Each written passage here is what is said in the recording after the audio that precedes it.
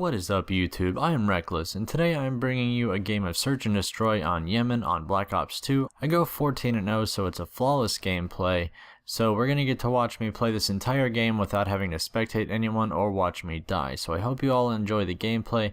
Let's get into the commentary. Today's topic is YouTube good for the common player? And when I say that, I'm talking about watching, it doesn't really matter if it's Call of Duty or not, basically any video game that gets posted to YouTube, and is it good in the long run for us as players? As always, these are my opinions, so I hope you just take them for what they are and not make anything more of them.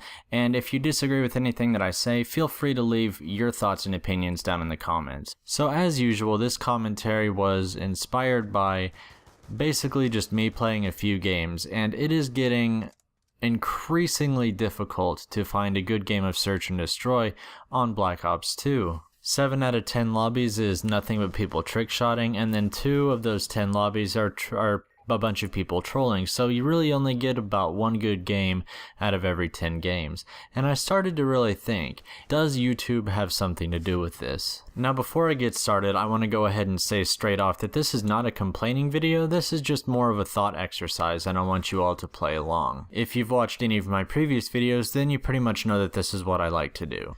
So like I said, I'm going to be kind of delving into kind of the negative sides of YouTube. Now obviously I don't think that YouTube is a negative thing as a whole. It's obviously great for lots of reasons. I don't really feel like I need to get into all of those good reasons, but just real quick, obviously it's good for sales, it generates interest in the game, it's fun to watch, and obviously it's great for creative content. But there's a darker side that we don't really see. I've already kind of talked about trick shotting. If you haven't seen that video, then you can go watch it. So today I'm going to make the comparison to trolling. The first time I remember seeing trolling was back in Halo 2. I mean, I know it existed before that, but this was the first time that I really noticed it. Obviously back then YouTube was not near what it was today, and more so very few people had ways to record the gameplay, and a lot of people still didn't even have Xbox Live. Trolling back then was mostly because you accidentally team killed someone or were trash talking, something like that, and they would give you grief for the rest of the time that you were playing with them. And for that reason, trolls were so few and far between that all you had to do was basically back out of the lobby and get a new lobby if you were getting trolled. Really, the only major extent of trolling was teabagging, and I really hardly consider that even trolling because you're not directly influencing someone negatively. That's how I define trolling personally, is you are purposefully messing up someone's game for either humor or to make them mad. So then as the years went on, more people got Xbox Live and YouTube got much bigger, and recording devices became cheaper. This is as far as I can tell when the cycle really began to take hold. I'm going to use Vanoss as an example here. If you didn't know, he started to get big in Modern Warfare 3, then he got huge in Black Ops 2, but he didn't like Ghost and then he moved to GTA 5, which is probably what you know him for if you know him, and it's probably the best move he could have possibly made. But yeah, obviously he currently has 7.5 million subs. Now before you start typing your hate comments, don't get me wrong, I think he's one of the best YouTubers that there still currently is, but definitely one of the best Call of Duty YouTubers for his time, and he is still what I would consider to be one of the grandfathers of what makes a good COD YouTube channel, and even just the YouTube channel in general, and I'm still subscribed to him to this day.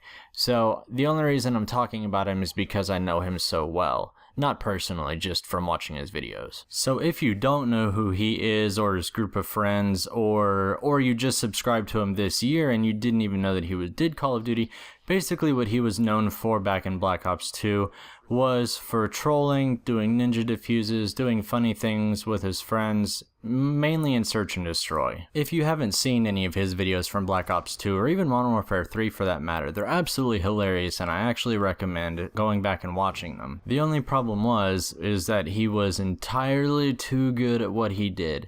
And I'm saying that as a fan, but I'm also saying that because I mean, this is bringing me to my point, because I know it sounds like I'm picking on him, but he's obviously just one of the many names. There are tons of people. KYR Speedy was known for doing funny things, but the thing that Vanoss was known for specifically was trolling. So when people saw this on YouTube, they basically saw two things. They saw how successful he was and how successful his group of friends became and how big they got together. And they also saw how easy it looked to make these videos, and everyone basically thought, oh, I can do the exact same thing and get millions of subscribers myself.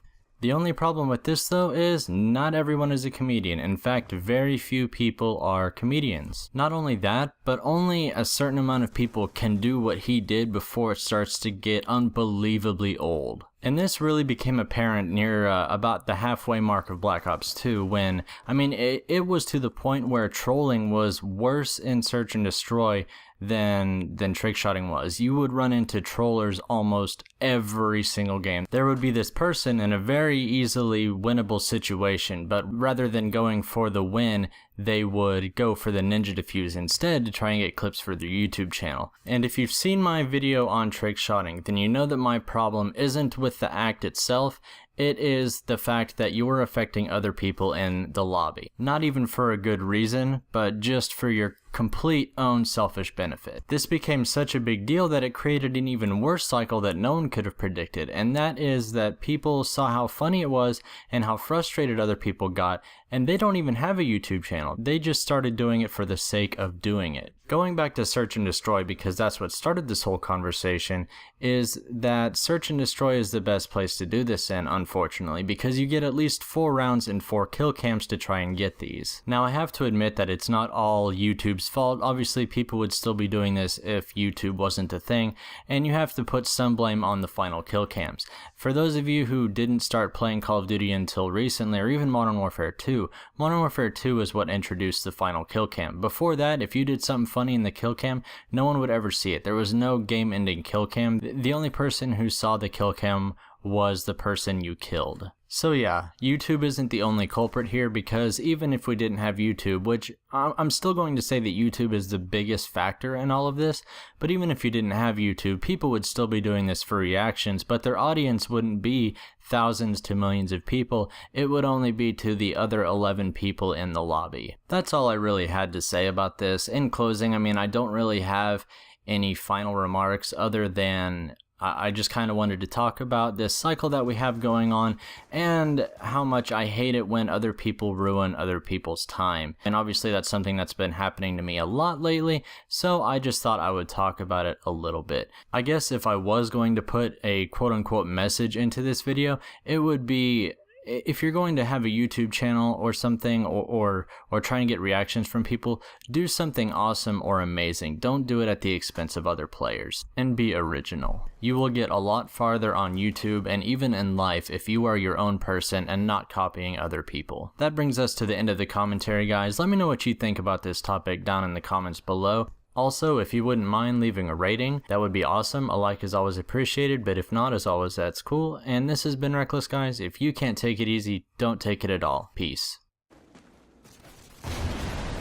We lost that round, but we can still win this.